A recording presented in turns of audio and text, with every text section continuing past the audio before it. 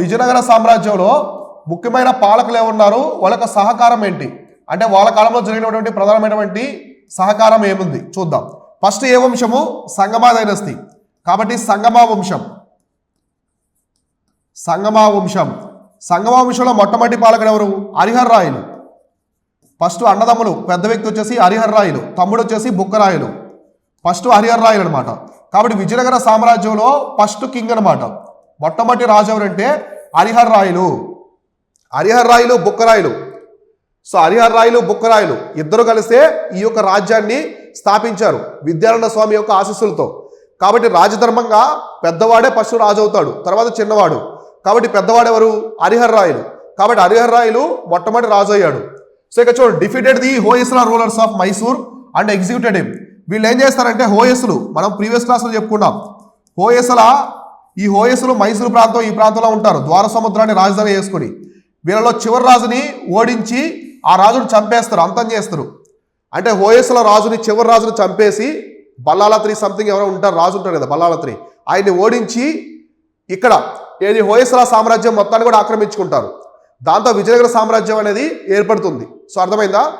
అంటే విద్యారణ్య స్వామి ఆశీస్సులతో విజయనగర సామ్రాజ్యాన్ని స్థాపించి హోయసల సామ్రాజ్యం మొత్తాన్ని అంతం చేసి ఆ సామ్రాజ్యాన్ని కూడా విజయనగర సామ్రాజ్యంలో కలిపారు. ఎవరి కాలంలో? హరిహర్ రాయల కాలంలో జరిగిందనమాట. అలానే నెక్స్ట్ వచ్చేసి వాళ్ళ తమ్ముడు వస్తాడు. తర్వాత ఎవరు వస్తారంటే తమ్ముడు బుక్కరాయలు వస్తారు తర్వాత. ఈయన 1356 నుంచి ఉంటాడనమాట. అయితే మనకి హరిహర్ రాయల కాలంలో Virupaksha temple, so Virupaksha temple నిర్మిస్తారు. వీళ్ళు శైవులు అనమాట. విరూపాక్ష టెంపుల్, శివుణ్ణి పూజిస్తారు వీళ్ళు. కాబట్టి విరూపాక్ష టెంపుల్ ఎవరి కాలంలో నిర్మించారంటే హరిహర్ రాయలు. విరూపాక్ష ఆలయం అనేది హరిహర్ రాయల కాలంలో నిర్మించారు. ఎక్కడ? ఈ యొక్క విజయనగర ప్రాంతంలో ఉన్నటువంటి విరూపాక్ష టెంపుల్ని హరిహర్ రాయలు నిర్మించారు అనమాట.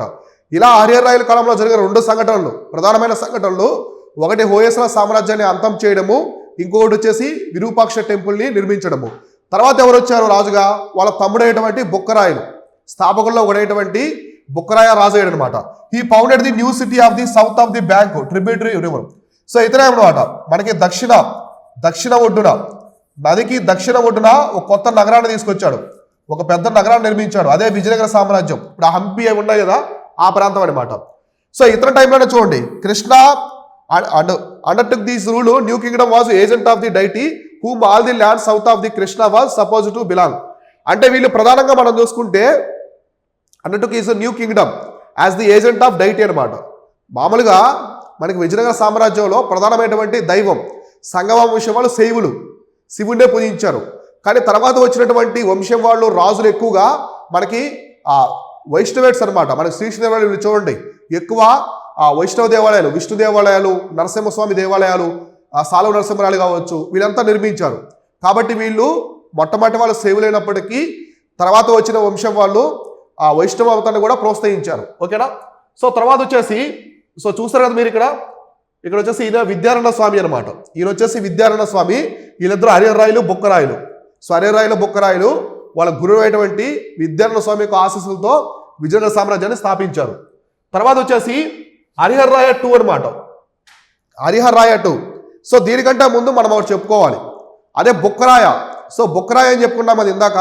సో బుక్కరాయకు కొడుకుంటాడు, కుమార కంపరాయ అంటారు. వీర కంపరాయ లేదా కుమార కంపరాయ అంటాడు. ఈయన ఎవరంటే బుక్కరాయలు. సో బుక్కరాయల యొక్క కుమారుడు. ఇతడు మధురై సుల్తానులు అంతం చేశాడు. మధురై సుల్తాన్లు. సో మధురై సుల్తాన్లు ఉన్నారు కదా, ముస్లిం పాలకులు ఎక్కడ? మధురై ప్రాంతంలో. వీళ్ళని అంతం చేశాడు. సో వీళ్ళు చాలా దారుణంగా ఉంటారు, చాలా క్రూరులు అనమాట మధురై సుల్తాన్లు. ఈ మధురై సుల్తానులు అక్కడ ఉన్నటువంటి హిందువుల్ని హింసిస్తూ ఉంటారు. హిందువుల ఆడపిల్లల్ని, నెక్స్ట్ భార్యలని, అంటే స్త్రీలని చాలా మానవహోమం సృష్టిస్తారు. చిన్నపిల్లల్ని వాళ్ళ హస్బెండ్ని చంపేయడం, ఇట్లా మానవహోమం సృష్టిస్తూ ఉంటారు. అయితే ఎలాగైనా సరే వాళ్ళని అటువంటి మానవహోమాన్ని అడ్డుకోవాలని చెప్పేసి ఈ కుమార కంపరాయ యొక్క భార్య ఉంటుంది అనమాట, గంగాదేవి. వాళ్ళ భార్య సతీమణి ఎవరంటే గంగాదేవి బుక్కరాయ కోడలు, అంటే కుమార కంపరాయ భార్య అనమాట. కుమార కంపరాయ భార్య అయినటువంటి గంగాదేవి ఒక ఖడ్గం ఇస్తుంది. ఆయన యువరాజు, ఆ టైంలో రాజు కాదు, రాజు వాళ్ళ నాన్న బుక్కరాయ. ఒక ఖడ్గాన్ని ఇచ్చి ఇలా స్త్రీలను, పిల్లల్ని ఆ మానవహోమం సృష్టించే, హింసించే మధురై సుల్తాన్ అంతం చేయమని చెప్పేసి ఆమె ఖడ్గం ఇస్తుంది. ఆ ఖడ్గాన్ని తీసుకొని వెళ్ళి వీరతిలకం దిద్దుతుంది ఎవరి కుమార్ కంపరాయికి. ఆయన మదురై వెళ్ళి పెద్ద ఆర్మీతో మదురై సుల్తాన్ మొత్తాన్ని కూడా ఓచుకోతకు వస్తాడు. అంటే హిందువుల్ని హింసించే మదురై సుల్తాన్ అంతం చేస్తాడనమాట.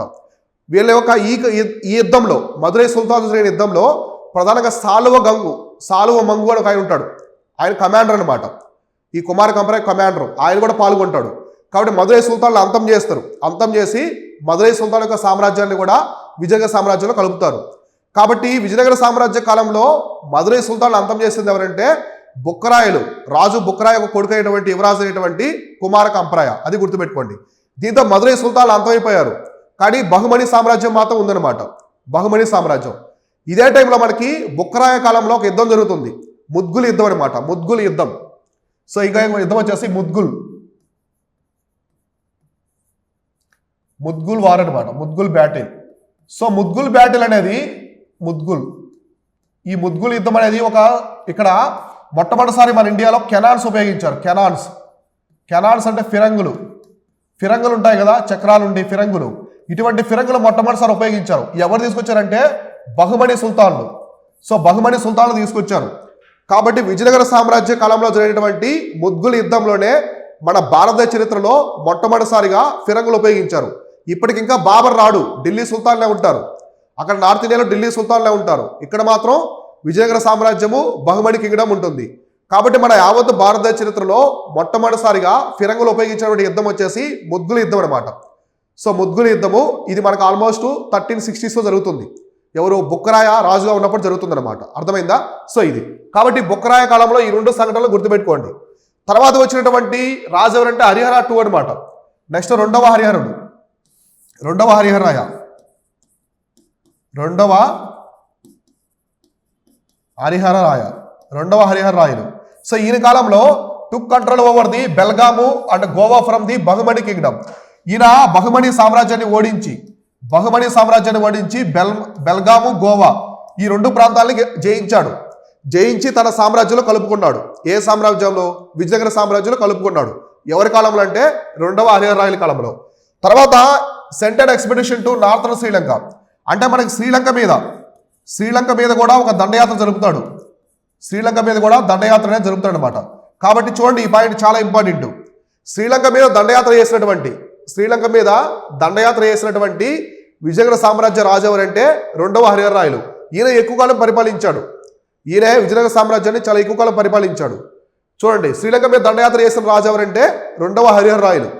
ఇలా ఈయన కాలంలో బహుమని సుల్తాన్లు ఓడించి ఈ యొక్క బెల్గాము, కర్ణాటకలో ఉండే బెల్గాము, తర్వాత గోవా ప్రాంతాలను ఆక్రమించడమే కాకుండా శ్రీలంక మీద కూడా ఒక దండయాత్ర చేశాడు. ఎవరు? రెండవ హరిహరరాయలు. తర్వాత వచ్చినటువంటి రాజు ఎవరంటే దేవరాయ 1. ఈయన చాలా ఇంపార్టెంట్. మొదటి దేవరాయలు. సో వీళ్ళ కాలంలో జరిగినటువంటి సంఘటనలు చూడండి, ఎగ్జామినేషన్ పరంగా అడుగుతారు. సో మొదటి దేవరాయలు ఈయన మనకి 1404 నుంచి 1422 వరకు ఉంటాడు. ఎవరు? మొదటి దేవరాయలు. ఈయన కాలంలో ప్రధానమైన సంఘటనలు వచ్చేసి తుంగభద్ర ఒకటి, ఇంకోటి వచ్చేసి హిరద్రా రివర్స్ అనమాట. 2 రివర్స్ మీద డ్యాములు నిర్మించాడు. ఇంతకుముందు అడుగున్నారు ప్రీవియస్ ఎగ్జామ్స్లో, యూపీఎస్సీ వాటిల్లో. ఏ విజయనగర సామ్రాజ్య రాజు తుంగభద్ర నది మీద ఆనకట్ట నిర్మించాడంటే మొట్టమొదటిసారిగా ఈ యొక్క మొదటి దేవరాయలు అనమాట. ఆయన తుంగభద్ర నది కాకుండా హిరద్రా అనే నది మీద కూడా ఆనకట్ట నిర్మించాడు. కాబట్టి ఏ నదులు? ఒకటి తుంగభద్ర, ఇంకోటి వచ్చేసి హిరద్రా నదుల మీద అనమాట. కాబట్టి తుంగభద్ర, నెక్స్ట్ వచ్చేసి హిరద్ర, ఈ నదుల మీద ఆనకట్టలు నిర్మించాడు. సో ఆనకట్టలు నిర్మించి ఈ ఆనకట్టల ద్వారా కాలువలు తవ్వించాడు. సో కాలువలు తవ్వించి నీటి కొరత లేకుండా తన సామ్రాజ్యంలో ఎటువంటి నీటి కొరత అనేది లేకుండా కాలువలు కూడా తవ్వించాడు. అంటే డ్యామ్స్, అంటే రివర్స్ మీద డ్యామ్స్ నిర్మించాడు. తుంగభద్ర హిరద్ర రివర్ మీద డ్యాములు, ఆనకట్టలు నిర్మించి అక్కడి నుంచి కాలువలు తీయించాడు. కాలువలు తవ్వించి నీటిని అందించాడు ప్రజలకి. ఎటువంటి కరువు రాకుండా ప్రజలకి ఆ సామ్రాజ్యంలో ఎటువంటి నీటి కొరత లేకుండా ఆ కాలంలో అందించాడు అనమాట. ఎవరు? మొదటి దేవరాయలు. ఈయన కాలంలో ఇటాలియన్ ట్రావెలర్ వస్తారు, నికోలో డి కాంటి. సో ఇక్కడ కనిపిస్తున్నది ఈయన అనమాట, ఇమేజ్లో ఉండే అతనే Niccolo de Conti. So Niccolo de Conti అనే అతను ఇతని టైంలో 1420లో వస్తాడు. ఎవరంటే ఇతను ఇటలీ యాత్రికుడు. సో ఇటలీ యాత్రికుడు అనమాట, విదేశీ యాత్రికుడు అనమాట. వస్తాడు మన భారతదేశానికి. ఇటలీ యాత్రికుడు అయినటువంటి నికోలో డి కాంటి వస్తాడు. సో నికోలో డి కాంటి వస్తాడు. అయితే నికోలో డి కాంటి వచ్చి ఆశ్చర్యపోతాడు. విజయనగర సామ్రాజ్యం మొత్తం తిరిగితే ఎక్కడ చూసినా రోడ్ల మీద వీధుల్లో వజ్రాలు, వైడూర్యాలు, మణిమాణిక్యాలన్నీ పోసి అమ్ముతుంటారు. కుప్పలు కుప్పలుగా పోసి అమ్ముతుంటారు. వజ్రాలు, మాణిక్యాలు, పగడాలు, ముత్యాలు ఇట్లాంటివన్నీ కూడా. ఈయన చూసి నికోలో డి కాంటి ఒకసారి చూసి శ్రోత పడిపోతాడు. అట్లాంటి ఆ పని అవుతుందన్నమాట. ఏంటి విజయనగర సామ్రాజ్యం అనేది ఇంత గొప్పదా, ఇంత ధనవంతుల, ఇంత రిచ్గా ఉందా అని చెప్పేసి ఆశ్చర్యపోతాడు. సో ఎక్కడ చూసినా వజ్రాలు, వైడూర్యాలే ఉంటాయి రోడ్ల మీద. అలా కుప్పలుగా పోసి అమ్మేవాళ్ళు అనమాట. అంత గొప్ప సామ్రాజ్యం విజయనగర సామ్రాజ్యం. అయితే ఈ కాలంలో వచ్చినటువంటి ఇటాలియన్ యాత్రికుడు ఎవరంటే ఇక్కడ వచ్చేసి ఈ నికోలో డి కాంటి అనమాట. ఇతను ఇటలీ యాత్రికుడు. అయితే ఇతని టైంలో ఇంకొకరు వస్తారు. అతనే రష్యన్ మర్చెంట్ అనమాట. అతనే నికిటిన్. సో నికిటిన్ అని ఇంకొక యాత్రికుడు వస్తాడు. నిజానికి ఈ రష్యన్ యాత్రికుడు నికిటిన్ వచ్చేది బహుమని సామ్రాజ్యానికి వస్తాడు. ఫస్ట్ మొదట బహుమని సామ్రాజ్యానికి వచ్చి అక్కడి నుంచి విజయనగర సామ్రాజ్యాన్ని కూడా సందర్శించాడు. ఎవరంటే నికిటిన్. సో నికిటిన్ ఎవరంటే రష్యా వ్యాపారి లేదా రష్యా యాత్రికుడు. ఎలాంటి గుర్తుపెట్టుకోండి, రష్యా యాత్రికుడు. వీళ్ళంతా వ్యాపారం కోసం వస్తారు, రష్యా యాత్రికుడు. కాబట్టి మొదటి దేవరాయల కాలంలో జరిగినటువంటి ప్రధానమైన సంఘటనలు ఆనకట్టలు నిర్మించి కాలువలు తవ్వించడం తుంగభద్ర, హిరద్ర నది మీద. తర్వాత ఈయన కాలంలోనే ఇటలీ ఎవరు మన యొక్క ఇటాలియన్ ట్రావెలర్ అయినటువంటి నికోలో డి కాంటి, రష్యా జరిగినటువంటి నికిటిన్ వస్తారు. నేను మీకు చివరిలో ఎక్స్ప్లెయిన్ చేస్తాను. మళ్ళీ ఈ క్లాస్ చివరిలో మీకు చెప్తాను ఎటువంటి యాత్రికులు విజయనగర సామ్రాజ్యంలో వచ్చారని చెప్పేసి. సో అర్థమైందా? ఇవి అనమాట. తర్వాత వచ్చేసి రెండవ దేవరాయలు. తర్వాత రాజు ఎవరంటే రెండవ దేవరాయలు.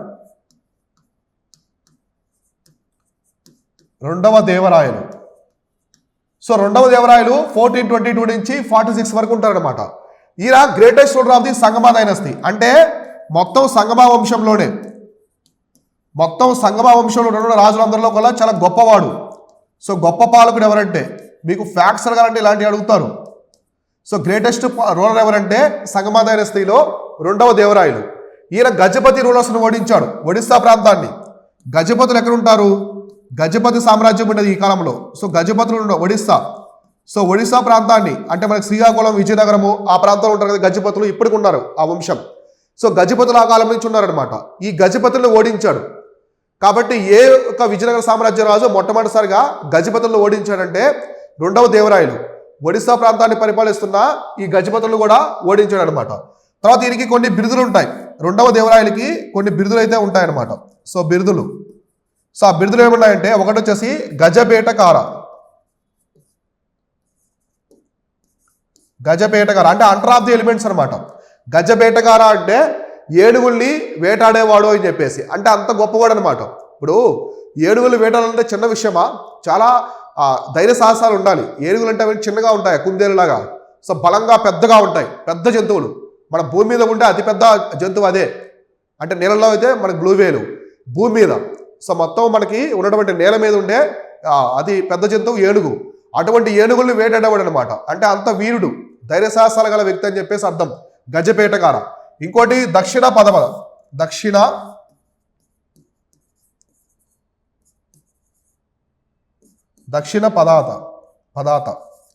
సో దక్షిణ పదపతి చక్రవర్తి.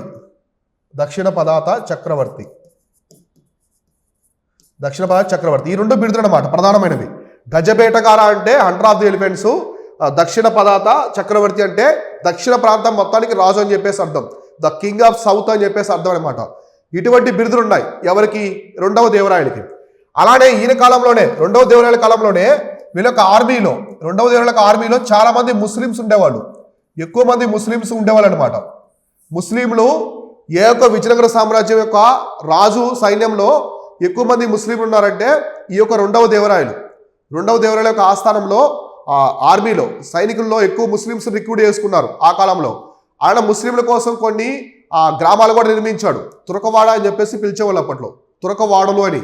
సో అవి నిర్మించాడు. గోవధన కూడా అప్పుడు ఆయన అనుమతించాడు ఇతను ఎవరు? రెండవ దేవరాయలు. కాబట్టి ఈయన సామ్రాజ్యంలో ముస్లింలను ఎక్కువ మంది తీసుకున్నాడు ఆర్మీలోకి. ఓకేనా? నెక్స్ట్ మనకి extended the Vijayanagara from the Gulbarga to Sri Lanka, Telangana to Kerala. చూడండి వీళ్ళ యొక్క రాజ్య విస్తరణ అంటే విజయనగర సామ్రాజ్యాన్ని ఎంత గొప్పగా తీసుకెళ్లారంటే కర్ణాటకలోని గుల్బర్గా నుంచి శ్రీలంక వరకు ఉండేది విజయనగర సామ్రాజ్యం. ఇది ఒకటి. నెక్స్ట్ ఇంకా ఏంటంటే దిక్కులు తెలంగాణ నుంచి కేరళ వరకు. సో తెలంగాణ నుంచి కేరళ వరకు అంటే చాలా పెద్ద సామ్రాజ్యంగా ఏర్పడింది ఈ కాలంలో విజయనగర సామ్రాజ్యం. సో విజయనగర సామ్రాజ్యం అనేది మనకి రెండవ హరిహర కాలంలోనే, మొదటి దేవరాయల కంటే ముందున్నటువంటి రెండవ హరిహర కాలంలోనే ఈ శ్రీలంక మీద దండయాత్ర చేశారు. వాళ్ళు శ్రీలంక మీద దండయాత్ర చేసి గెలిచారు, అక్కడ జయించారు. అందువల్ల విజయనగర సామ్రాజ్యం అనేది శ్రీలంక వరకు వెళ్ళింది.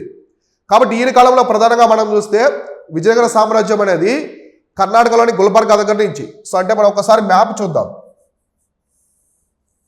ఇలా ఉంది, ఇక్కడ శ్రీలంక ఉంది, శ్రీలంక ఇక్కడ ఉంది. సో గుల్బర్గా నుంచి కర్ణాటకలోని గుల్బర్గా రీజన్ శ్రీలంక వరకు, తెలంగాణ నుంచి కేరళ వరకు, తెలంగాణ నుంచి కేరళ ఇదంతా కూడా విజయనగర సామ్రాజ్యమే. ఇక్కడ బహుమని కింగ్డమ్ ఉండేది. సో ఇదంతా కూడా విజయనగర సామ్రాజ్యం ఆ కాలంలో. సో ఇట్లా అనమాట విజయనగర సామ్రాజ్యం అనేది అంత పెద్దది. సో దానికి సరిహద్దులు చూడండి, ఎక్కడి నుంచి గుల్బర్గా నుంచి శ్రీలంక, తెలంగాణ నుంచి కేరళ వరకు విస్తరించారు. ఎవరంటే రెండవ దేవరాయలు. So according to Ferishta, so court history of the Deccan sultans అనమాట. ఫెరిస్తా అనే ఒక చరిత్రకారుడు ఉంటారు. ఫెరిస్తా ఎవరంటే ఈ యొక్క దక్కన్ సుల్తాన్ ఉన్నారు కదా, దక్కన్. సో దక్కన్ సుల్తాన్ యొక్క చరిత్రకారుడు, వాళ్ళ ఆస్థాన చరిత్రకారుడు అనమాట. ఈ ఫెరిస్తా ఏం చెప్పారంటే ఈ recruited train Muslim cavalry and gave archery to training ఈ సోల్జర్స్ అనమాట. ఈయన ఏం చేస్తారంటే ముస్లిం క్యావలరీని తీసుకున్నాడు. వాళ్ళు ఎవరంటే మన ఇండియన్సే కాదు, అరబ్బుల్ని. సో కాబట్టి ఈయన తన ఆర్మీలో ఉన్నటువంటి ప్రధానమైన ఎవరంటే అరబ్బులు. సో అరబ్బులతో మంచి స్నేహ సంబంధాలు ఉండేవి, ఎందుకంటే వీళ్ళకి అశ్వదళం ఉంటుంది. అరబ్బులకి గుర్రాలు ఉంటాయి వాళ్ళ ప్రాంతంలో. సో గుర్రాలు ఉంటాయి కాబట్టి అక్కడి నుంచి క్యావలరీ పిలిపించుకున్నాడు. అంటే అరబ్బుల్ని తీసుకొచ్చి అరబ్బుల్ని తన ఆర్మీలో రిక్రూట్ చేసుకున్నాడు, అశ్వదళాన్ని తెచ్చుకున్నాడు అక్కడి నుంచి, అరబ్బు ప్రాంతం నుంచి. అరబ్బు రాజులతో మంచి స్నేహ సంబంధాలు ఉండేది రెండవ దేవరాయలకి. కాబట్టి ఇలా ముస్లింలని చాలా పెద్ద మొత్తంలో, అంటే రెండవ దేవరాయల కాలంలో అశ్వదళంలో ఎక్కువ మంది ముస్లింసే ఉండేవాళ్ళు అన్నమాట. ఇలా ఆయన ఆర్మీని చాలా బలంగా తయారు చేసుకున్నాడు. అరబ్బులు ట్రైనింగ్ ఇచ్చేవాళ్ళు ఇక్కడ అశ్వదళానికి అందరికీ. వాళ్ళ గుర్రాలు చాలా పెద్దగా ఉంటాయి అరబ్బులవి. ఓకేనా, ఇంతవరకు క్లియర్ కదా. ఇలా రెండవ దేవరాయల కాలంలో ప్రధానమైనటువంటి సంఘటనలు అనమాట. తర్వాత ఈయన కాలంలోనే మనకి Abdul Razak.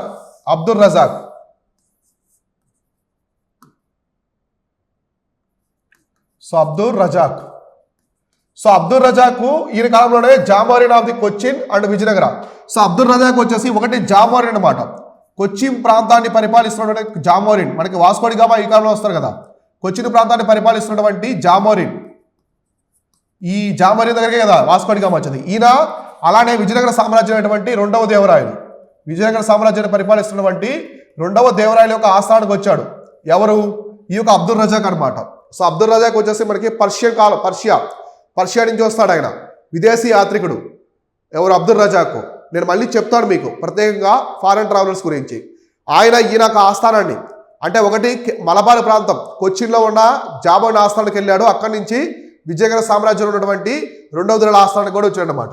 So according to నూడిజ్, so నూడిజ్ అని చెప్పేసి మనకి ఈ ఇటలీ ప్రాంతానికి సంబంధించి న్యూడిజ్ అనమాట, యాత్రికుడు.